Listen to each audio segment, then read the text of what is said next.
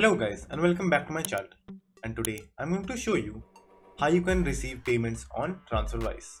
So firstly open up your Google Chrome and search wise.com, and if you have an account just simply log into your account, and if you don't have account just simply make an account by simply clicking on register, then enter email ID,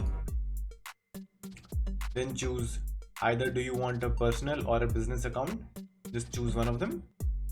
Then choose your region from where you are. After choosing that, just simply press continue. Then enter your mobile number. After that, just simply send for verification code, and now a 6-digit code will be sent to your phone. Just simply enter the code and then press submit. And after entering the 6-digit code, just create a new password and then press submit. And after you have created the account, what you have to do is just simply go to recipients, and in the recipients option you might not see this because you haven't created your account just yet.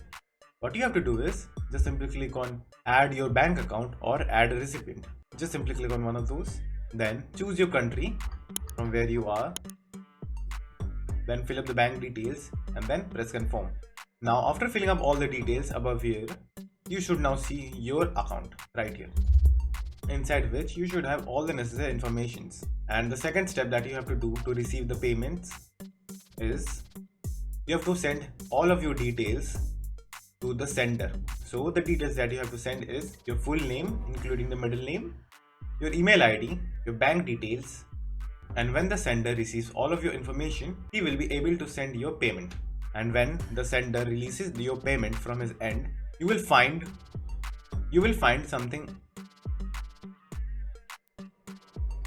You will find the payment in transit over here and will be showing as pending, and within 1 or 2 days you will receive your payment in your bank account that you added. So that's all. Thank you for watching, and do like and subscribe to my channel, and take care.